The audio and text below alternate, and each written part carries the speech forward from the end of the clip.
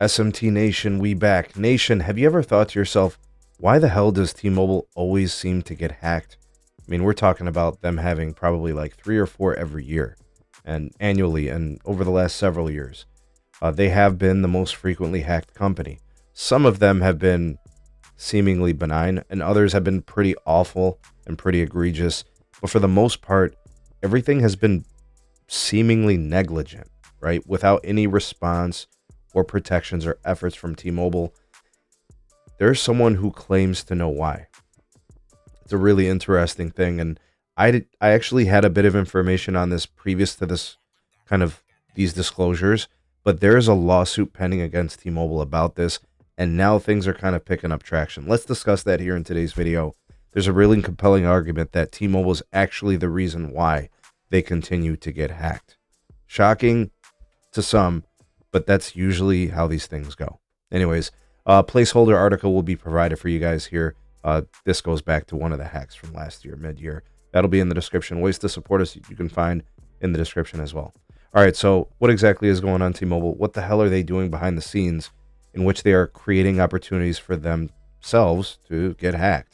All right, so what's happening here is there's a claim, and there's a actual pending lawsuit against T-Mobile and its board of directors. And what they're saying is that T-Mobile is aggregating all of their customer data, pooling it into one huge, enormous database, and they're using that to train their AI services. This project that the lawsuit is claiming actually goes back to like a Deutsche Telekom AI, generative AI type project from back in like 2014 or 15. And by centralizing all of that information and all that consumer data, it allows the AI to learn, right? We're talking about, I mean, how much data could they possibly have over the course of the last 10 years, right? Enormous amounts of it. Now, if you ask T-Mobile, they deny the whole thing. They say everything is speculative, but the argument is actually kind of convincing. And when you think about it, is it really that far off for T-Mobile to do something like this? Is it really unprecedented for a carrier who would have enormous access to information on consumers over the last 10 years? Think about what they collect. They take driver's licenses, they take social security numbers, addresses, customer information, right? They even track what you do on your phone through T-Mobile firmware. And I have been in contact with someone who actually previously worked at T-Mobile and was privy to some of the information. Folks, T-Mobile has been harvesting information from customers this entire time. All the carriers do it. And T-Mobile is no different. Now, what they're doing with that data, seemingly a little bit shocking, it seems out of left field, but these things kind of make sense.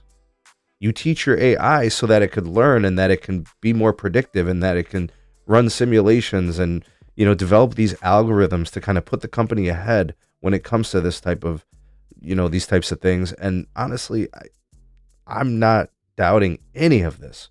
These are all very possible.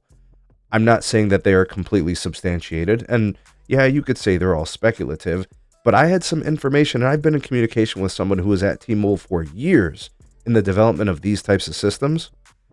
And verbatim, he described so many of those same things. I will continue to reach out to that source. I will try to get more information on this developing story. And I don't know if this is going to go anywhere, but I'm telling you, there is something to this. And you guys know me. I don't do any type of like speculative conspiracy theories. I like cold, hard facts.